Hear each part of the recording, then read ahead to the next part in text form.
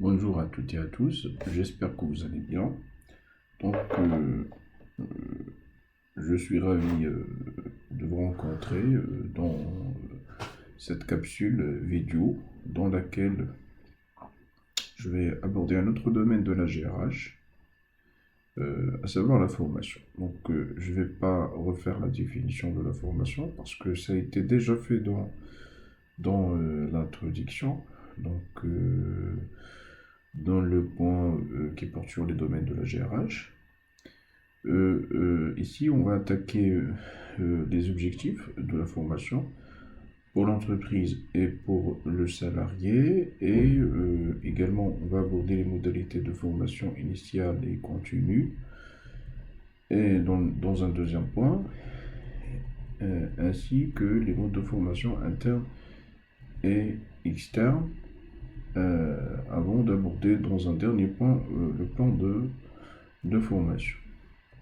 Voilà, donc je vais revenir au premier point, les objectifs de la formation. Alors d'abord, il faut, pour les objectifs, donc on va distinguer les objectifs pour l'entreprise, hein, et également pour le salarié. Donc devant vous, ce tableau-là qui contient pas mal d'objectifs. Donc nous avons principalement pour chaque volet, disons, trois objectifs principaux qu'on peut détailler, donc on peut,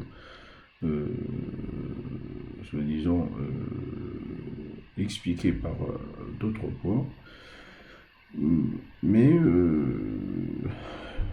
je peux vous dire qu'il n'est pas nécessaire de mémoriser l'ensemble de ces points, donc on peut même garder seulement les points qui sont principaux. Alors pour l'entreprise, donc la formation, donc ça permet quoi d'abord? Donc ça permet de s'adapter aux évolutions. Donc vous savez que l'environnement de l'entreprise est en constante évolution, et l'entreprise, bien sûr, donc il doit poursuivre ces évolutions, il doit avoir la capacité de s'adapter à ces évolutions. C'est ce qu'on appelle la flexibilité, hein. Donc, si les connaissances, plus ou moins, dans l'environnement, ils sont en constante évolution, donc implicitement, donc on doit améliorer également les connaissances de nos salariés. Donc, pour illustrer ça par un exemple, donc je peux emprunter l'exemple de l'intelligence artificielle. Alors aujourd'hui, nous avons l'avènement de ce qu'on appelle l'intelligence artificielle. Cette technologie nouvelle qui permet plus ou moins aux entreprises d'économiser pas mal de temps, hein, d'exécuter des tâches qui demandaient auparavant un temps assez important, un temps minime, etc. Donc je ne vais pas lister donc, les avantages de l'IA, l'intelligence artificielle. Donc l'essentiel pour moi ici, c'est que pour que l'entreprise incarne cette technologie, donc il doit obligatoirement former ses salariés, parce que bien sûr aujourd'hui les salariés, la plupart, ils ne sont pas formés à l'utilisation de l'IA, l'intelligence artificielle. Donc, et ça permet à l'entreprise, bien sûr, de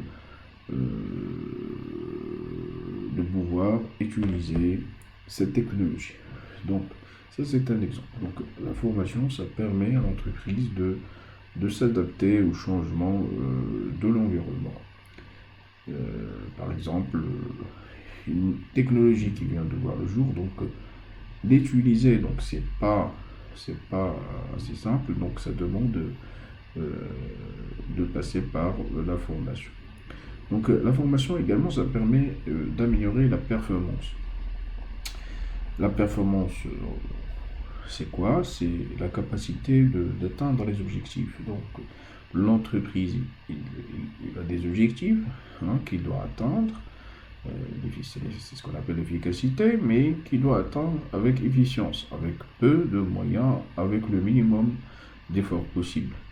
Et bien sûr, parmi les moyens dont dispose l'entreprise pour atteindre ces objectifs, ce sont les salariés.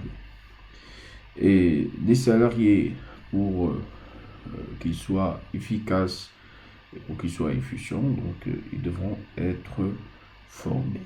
Donc la formation, ça permet aux salariés voilà, d'être performants, c'est-à-dire d'être efficaces et efficients. Et la formation également, ça permet de fidéliser, de valoriser le capital humain. C'est bon? Parce qu'on veut voir pour le salarié, la formation, c'est un moyen de motivation. Donc un salarié qui est formé, c'est quelqu'un qui sera motivé, qui sera impliqué. Et si le salarié est motivé, donc il va rester dans l'entreprise. Donc c'est ce qu'on appelle la rétention. La rétention des talents, c'est quoi? C'est la capacité de l'entreprise à garder ses salariés. Les salariés, donc, ils vont pas préférer, soi-disant, d'autres entreprises. Hein, ils vont pas aller à d'autres entreprises, donc ils vont préférer rester à l'entreprise. C'est ce qu'on appelle la rétention des talents. Donc ils seront fidèles à l'entreprise. Donc sinon, donc si ces salariés se sentent pas à l'aise à l'intérieur de l'entreprise, donc ils peuvent quitter facilement l'entreprise. Autrement, ils ne seront pas fidèles. Donc, parmi les moyens pour fidéliser, pour garder ces salariés, c'est la formation. Hein, parce que quelqu'un qui est formé, c'est quelqu'un qui sait faire son travail, son problème, et du coup, c'est quelqu'un qui sera motivé. Hein, par contre, l'absence de la formation, ça peut générer de la démotivation. Et donc, quelqu'un qui est démotivé, donc forcément, c'est quelqu'un qui est plus ou moins qui peut quitter donc, son travail parce qu'ils ne se sont pas à l'aise tout simplement. Pour le salarié. Alors, pour le salarié, la formation, ça permet quoi? Ça lui permet de maintenir et développer l'employabilité. L'employabilité, c'est quoi? C'est la capacité de maintenir et d'acquérir des compétences pour, plus ou moins, rester dans un poste de travail. C'est bon, donc, s'il n'y a pas de formation, donc, le salarié, donc, soit il n'aura pas les compétences nécessaires, hein, pour plus ou moins faire son travail comme il faut, et donc il y a le risque que ce salarié quitte son poste. Voilà, donc, la formation, ça permet l'employabilité. Ça permet également aux salariés de bénéficier d'une évolution professionnelle à travers les promotions, à travers la mobilité, etc. Et bien sûr, donc on l'a déjà expliqué, la formation également, c'est un moyen de motivation qui permet aux salariés d'être motivés, d'être impliqués, d'avoir le sentiment d'appartenance, etc. Voilà, donc grosso modo, donc, ce sont les objectifs de la formation. Donc je vous recommande de garder en tête seulement les objectifs en gras, les objectifs principaux. Donc vous n'êtes pas obligé de les détailler. Donc les détails que vous avez dans le tableau, les autres points, c'est pour l'explication seulement. C'est bon? Alors voilà, donc c'est tout pour cette vidéo-là.